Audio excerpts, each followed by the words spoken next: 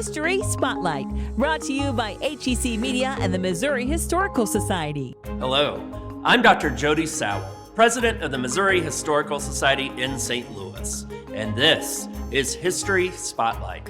Frank Kirtz was born in St. Louis in 1923. At the age of 16, he began his physics studies at Washington University, where he caught the attention of the Manhattan Project. Director of Curatorial Affairs Hattie Felton shares the story of a St. Louis kid with big dreams. St. Louis native Frank Kirtz was a child prodigy turned Renaissance man. When Kirtz painted this eye-catching self-portrait in 1946, he was not yet 25 years old. And although his accomplishments are almost forgotten today, Frank Kirtz was one of St. Louis's brightest minds in the 20th century. Frank Kirtz was born in St. Louis in 1923. We don't know what his early school years were like, but if his latter academic success is any indication, he likely excelled. Kirtz quickly moved into high school coursework at Roosevelt High School. While there, he honed his writing skills as a reporter for the school newspaper, practiced French as vice president and treasurer of the French Club, and played a part in numerous other committees.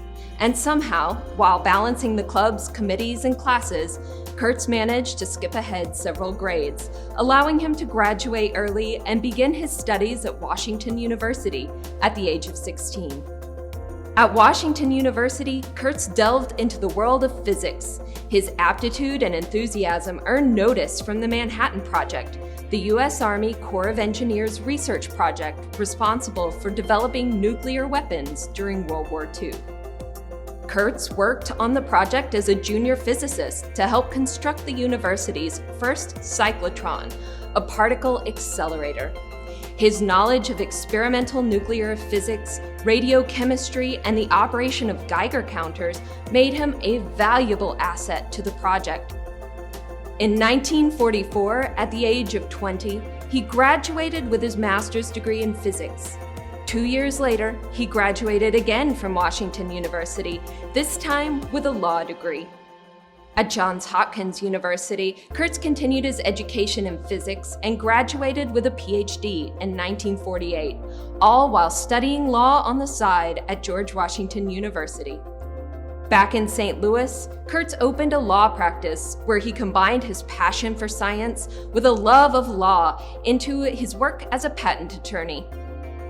But if you could talk to that young man in the painting, he likely wouldn't brag about his education and accomplishments. Instead, he might talk about what the future could look like, a future we live in today. In 50 years, predicted Kirtz in 1954, humans could wear wristwatches with two-way radio capabilities, transmit power without wires, project color TV onto the walls of their homes, and make plans for trips to Mars.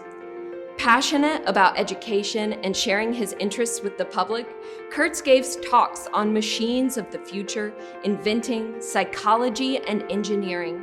His approach always focused on making a better tomorrow. To learn more about the Missouri Historical Society, visit mohistory.org.